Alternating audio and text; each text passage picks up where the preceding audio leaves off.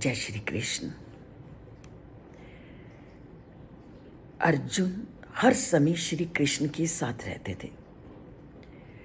जब वह श्री कृष्ण के साथ रहते थे तो वह उसके स्वरूप को क्यों नहीं जान पाए?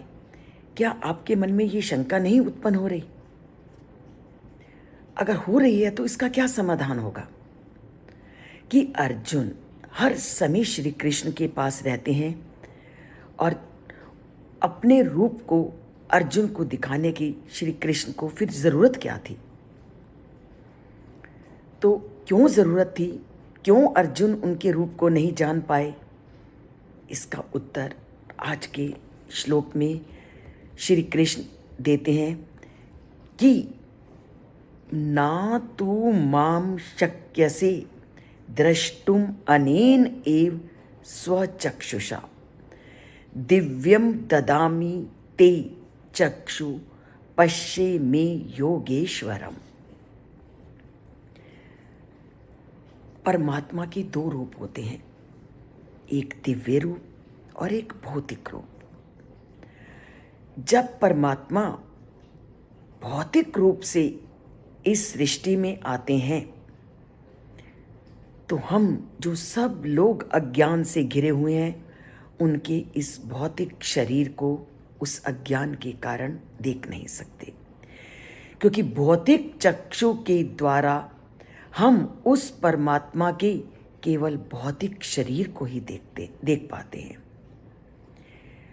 और परमात्मा इस बात को जानते हैं, इसलिए वह अर्जुन को कहते हैं कि मेरे दो रूप हैं, एक दिव्य और एक भौतिक।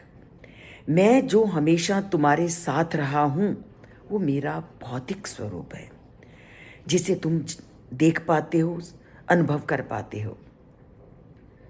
मेरा एक दिव्य स्वरूप भी है और मेरे उस दिव्य स्वरूप को व्यक्ति इन भौतिक नेत्रों से नहीं देख सकता। उस दिव्य स्वरूप को देखने के लिए दिव्य दृष्टि की आवश्यकता है। और आज अगर मैं तुम्हें कह रहा हूं कि मैं तुम्हें अपने उस दिव्य रूप को दिखा रहा हूं तुम्हारे कहने पर, तो तुम अपनी इस भौतिक दृष्टि से मेरे दिव्य रूप को नहीं देख सकते। इसलिए मैं तुम्हें दिव्य दृष्टि देता हूं, क्योंकि मेरी उस दिव्य दृष्टि से ही तुम मेरे उस दिव्य रूप को देख सकोगे। अभी तक तुम मेरे जिस रूप का अनुभव करते हो, मेरे साथ रहते हो, वह मेरा भौतिक स्वरूप है और इस कारण तुम मेरे उस दिव्य रूप को नहीं देख सकते।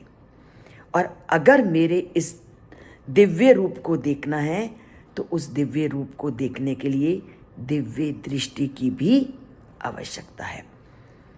इसलिए मैं तुम्हें वो दिव्य दृष्टि प्रदान करता हूं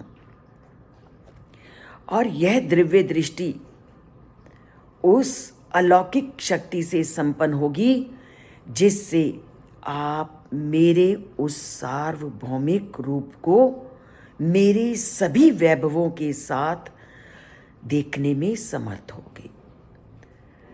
और यह अलौकिक दृष्टि प्राप्त होती है उस परम पिता परमात्मा की कृपा से।